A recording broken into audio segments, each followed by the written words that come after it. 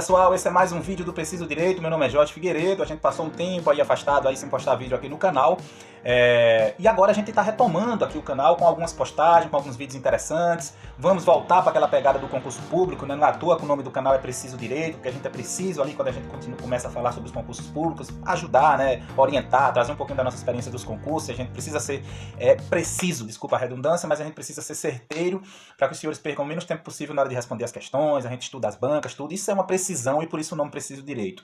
Mas para além disso, essa questão da nossa precisão é também do aprofundamento em alguns temas. Então, nessa série de vídeos que a gente está se propondo a trazer para vocês agora, a gente vai além da letra fria da lei. O que tem por trás? O que é que aconteceu antes de chegar àquela letra fria da lei? A gente vai começar pela nossa Constituição. E se a gente vai começar pela nossa Constituição, a gente tem que voltar lá para o pré-constituinte. Por isso que a denominação desses vídeos a gente vai chamar do AP, antes da promulgação, e DP, antes da promulgação da Constituição de 88. O que é que aconteceu ali antes da promulgação? O que é que reverberou, o que é que foi, depois de dada a roupagem técnica, surgiu depois ali na Constituição, depois da promulgação da Constituição Federal. A gente vai falar sobre isso.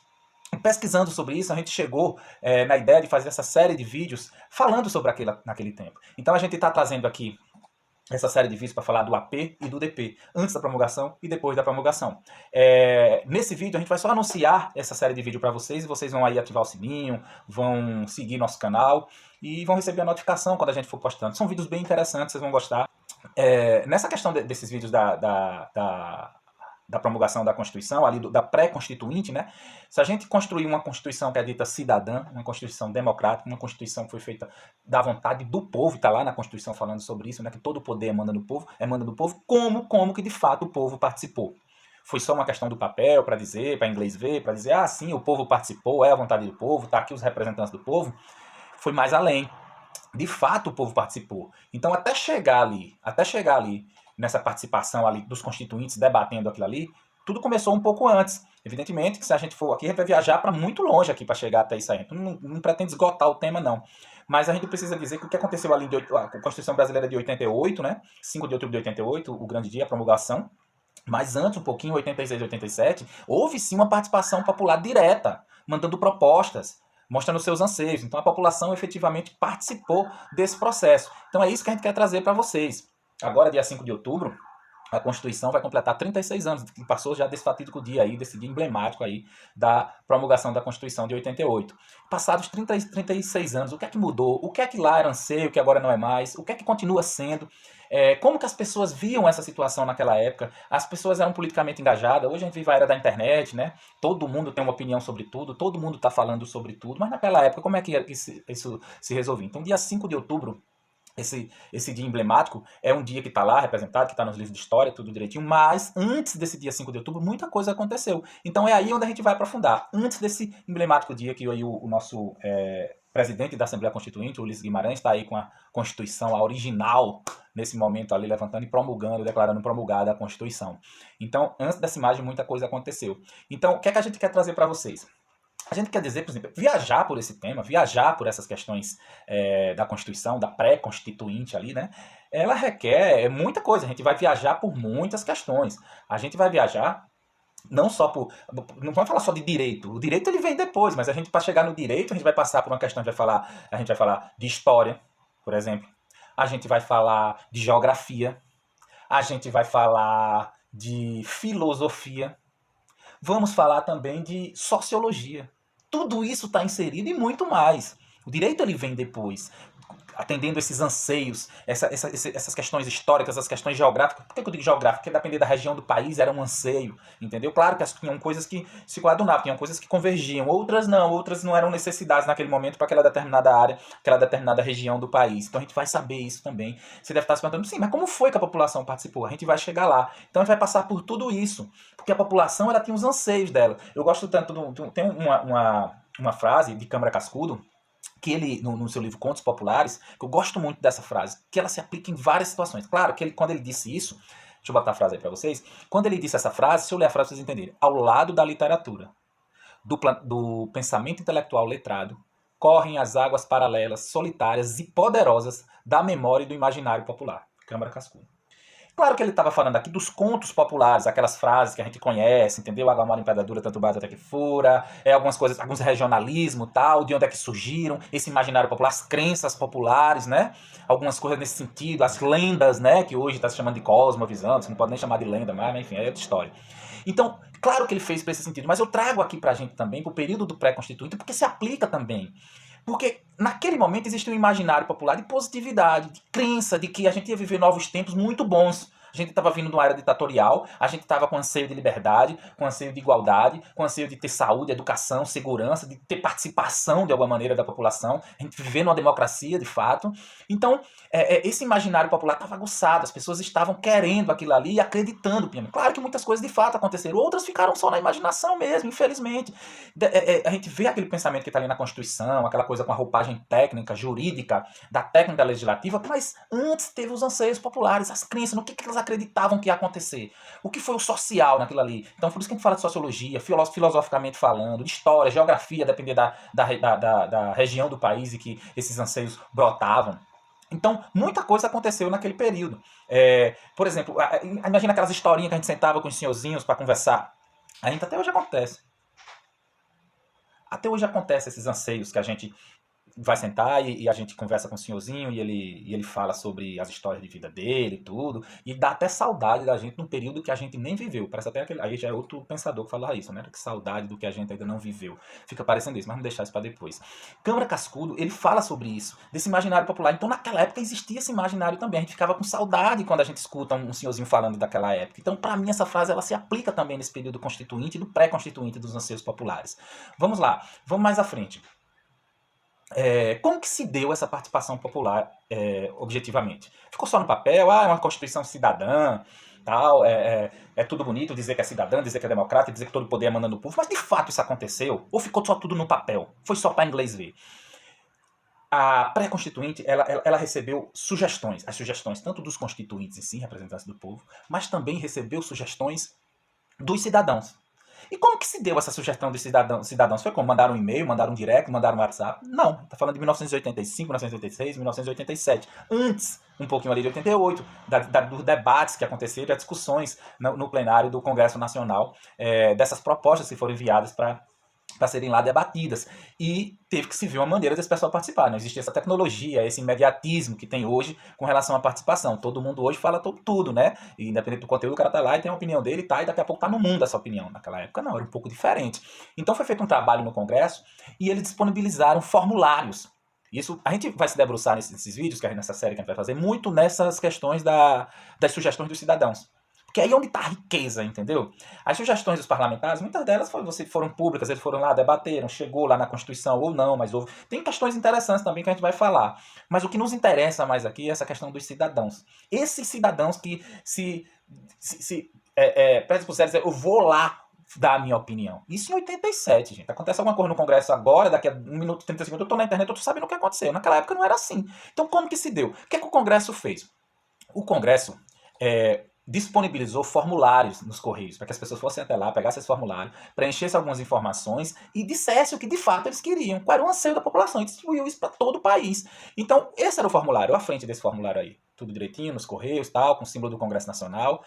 E quando abria dentro desse formulário, começava por esse preenchimento, que meio que dava já uma identificação para quem era esse cidadão que estava ali opinando. Então, você marcava no início aí a sua faixa etária de idade, 15 a 19 anos, 10 a 14 anos. Teve gente 10 a 14 anos mandando proposta. 15 a 19 anos, 20 a 24 anos, pessoas mais de 60 anos. Então, você montava um perfil, faixa etária de idade, faixa salarial, a profissão, se era meio urbano ou rural que a pessoa vivia, se era casado, divorciado, se era homem, mulher. Então, tinha várias questões que você montava já o perfil daquela pessoa que estava se manifestando. O grau de instrução, que era muito importante, se nível superior, nível médico, o que é que você tinha.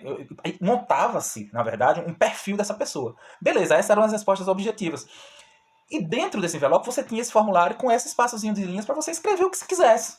O cidadão ia lá e escrevia o que ele quisesse. Você imagina a riqueza desse material que está armazenado no Congresso Nacional. Está tudo digitado no Congresso Nacional. Todo digitado na biblioteca do Congresso Nacional. Então as pessoas iam lá e colocavam o que queriam. Então você vai ter coisa de toda sorte aí. Entendeu? Eu tive a oportunidade de ver centenas deles. Tem coisas espetaculares de retrato de uma sociedade daquela época. Você tem. Por isso que eu falo da sociologia, da história, da geografia, da filosofia, tem tudo ali inserido. Tudo. As dores de uma população daquela época, de determinada região. Então, por exemplo, eu trouxe aqui para vocês a primeira, que é essa aqui de um cidadão que é o Aldair Lopes de Luna. Olha, aí é o original mesmo, a letrinha dele, tudo direitinho. Tinha umas que não tinha muito conteúdo técnico, jurídico, não. A grande maioria, na verdade. Então era mais que uma comemoração, um desabafo do cara enaltecendo o período que estava por vir democrático. Ele estava acreditando, que é por isso que eu cito Câmara Cascudo lá, nesse imaginário popular, essa crença. Olha, eu acreditei que eu estou aqui podendo opinar, podendo dizer o que é que eu quero para minha Constituição. Tem 2 livros que escreveram sobre a época, que é a Constituição Desejada, que é justamente retratando isso. Falando desse banco de dados enorme que tem sobre essas pessoas. A Constituição Desejada. São 2 volumes. Em um eles falam sobre a questão estatística do que é que tem ali, é interessante estudar. E outro falando dessas pessoas, quem eram essas pessoas. Qual o valor científico que tem que ser dado a isso. É muito interessante. Então nesse aqui mesmo, ele enaltece a democracia. Ele diz que está com a... Olha o que ele fala em letras garrafais. Estou com a nova república e não abro. A gente vai falar de várias dessas propostas. O que é que de fato foi posto na Constituição posteriormente, depois de uma roupagem técnica? Essa de fato não, ficou meio com a comemoração dele. Mas tem outras que são interessantes, a gente vai ver mais à frente. Por exemplo, eu trouxe outra aqui. Essa é mais enaltecendo o período que estava por vir, é mais uma comemoração, né? Tô com o meu presidente e tal. Ele fala do congelamento de preços aqui, que ele diz que é uma coisa legal, porque aquele tempo muita inflação, então quando congelar os preços era muito bacana. Tem aqui o outro aqui, ó, já é a parte quando o Congresso já está escrevendo e tirando daquelas cartas e colocando direitinho, deixando na parte da informática, que é o do José Vidal, ou Marcelino Alves Firmino. Ele fala sobre algumas coisas aqui, o Marcelino Alves Firmino, que ele trata da questão do pedido de liberdade de expressão. Ele fala nesse texto aqui, se você der uma olhada aí, ele fala que deseja que os alunos tenham como opinar, criticar, inclusive, o governo, se assim quiserem. Você lembra do período que a gente estava vindo? Então, o anseio era de liberdade de expressão, inclusive. Ele aqui representa o anseio da sociedade, de grande parte da sociedade daquela época. Ele só diz que tenhamos a oportunidade de reclamar, de criticar, sem ser punido por isso. Olha de onde a gente estava vindo. Olha o quanto que é rico isso aqui. E isso foi para a Constituição. Nós temos nossa liberdade de expressão, vedado ao anonimato, como direito fundamental no artigo 5º. Então, beleza, isso era um anseio da população. Claro, isso já ia estar na Constituição, porque era essencial que estivesse. Mas a população gritava por isso. Olha aqui no pedido do Marcelino, interessantíssimo. Temos também coisas que, às vezes, enfim, esse aqui o outro exemplo é o do Helbs. Ele se diz pastor, traz ideias interessantes que foram revertidas para a Constituição também, essas ideias, depois de uma roupagem técnica. Por exemplo, ele fala da questão dos professores, valorização do professor. Quem era que não queria, quem é que não quer, quem é que não vai continuar querendo valorização do professor. É algo que não se acabou, é um anseio que continua. Valorizou-se muito, mas ainda falta chegar muito longe ainda. Então, ele fala sobre isso aí, esses ideais de valorização do professor. Ele fala sobre a questão das penitenciárias, de ter educação dentro das previdenciárias. Bacana, hoje tem, sim, facultativo, uma empresa pode estudar, tem essas questões, claro, tem uma deficiência enorme no nosso sistema previdenciário, mas muita coisa, previdenciário também, mas no penitenciário, mas muita coisa no sistema penitenciário modificou-se para melhor. Tem que se fazer muito, é uma questão muito complicada de se resolver, mas tem que se fazer. Teve isso. Ele fala da questão do preso ter que trabalhar, aí já caía para o trabalho forçado, era complicado, era difícil atender esse anseio dele, isso não foi na Constituição. Ele fala de uma questão de uma questão bem complicada, que lá no final ele fala que devemos trocar a democracia pela teocracia. E aí tá bem puxando, com o evangélico, ele queria que a teocracia fosse o mote e não fosse a democracia. Claro que isso não foi refletido na Constituição. Aliás, se a gente for ver o desejo dele da teocracia, né, a Constituição ela foi mais além, atendeu ao preceito dele e mais. Eu não sei se ele ficou feliz, mas ele foi contemplado. Porque a Constituição, por meio do princípio da laicidade, não é que ela não tá nem aí para nenhuma religião. Não é que ela não está nem aí para nada porque você crê. É que ela está preocupada com todos que creem em qualquer Deus, em quantos deuses forem, todo mundo, ou crê, e também com quem não crê em nada. A laicidade quer dizer isso, a gente protege tudo. Isso está como direito fundamental, a proteção de cultos religiosos, entendeu? Ninguém pode desrespeitar essa questão dos cultos religiosos de qualquer religião. Não sei se atendeu o que o Helms queria. Assim, o anseio dele qual que seria. Mas que foi contemplado na Constituição também? Foi. Então, gente, são esse tipo de coisa que tem lá na nossa... nesse banco de dados. Então o que a gente fez? A gente foi procurar essas pessoas. Muitas dessas pessoas, a gente olha a faixa etária de idade, vê como é que elas estão, pelo nome, pelas aquelas características que se colocaram ali, a gente foi em busca dessas pessoas, fazer entrevista com essas pessoas, saber qual era de fato os anseios, o que era que estava acontecendo, o que motivou de verdade é que elas participassem, pessoas muito jovens, inclusive, participando, quais eram seus anseios, qual o sentimento que vigorava ali naquela época, em que bases essa nossa Constituição foi construída, e assim, passado 35 anos, o que é que eles veem hoje, o que é que eles fariam de novo, o que é que eles fariam diferente, o que é que eles pediriam, o que é que eles acham, hoje a gente mudou muita coisa, então a gente vai falar sobre isso com essas pessoas. Então, gente, eu queria que vocês seguissem o canal, ativassem o sininho, aguardassem os próximos vídeos, a gente vai sim tentar de alguma maneira trazer um negócio, vocês vão surpreender com o que está escrito nessas questões, a gente vai filtrar para vocês, tem coisa engraçada, tem coisa séria, tem coisa cômica, tem coisa que você olha, bizarro isso aqui, mas tá lá, era um anseio da população, e população de toda sorte, o Brasil é imenso, né, a gente sabe, até hoje era também, com várias nuances, várias situações, a depender do local, da região onde você está, depender da faixa etária, depender da sua necessidade, você vai ver coisas aí, todo mundo pede pena de morte, quando você vai ver, vem do estado que tinha acontecido uma barbaridade lá recentemente, então o pessoal tava com a emoção a flor da pele, queria pena de morte para todo mundo, então tem muitas questões para se debater sobre isso, mas vocês vão gostar. Então, essa é uma vertente do canal daqui para frente, Preciso Direito, eu espero que vocês acompanhem, gostem, a gente vai voltar também a fazer as outras questões com relação a concurso público, mas essa vai ficar uma série paralela a tudo o restante que a gente vai fazer, porque a gente achou interessante as quantidades, o valor, a riqueza que isso tem pra gente, tá bom? Abraço, pessoal, ativa o sininho, até a próxima, e a gente vai chegar com material bacana pra vocês aí, tá bom? A gente tá se divertindo muito fazendo isso. Abraço, até a próxima.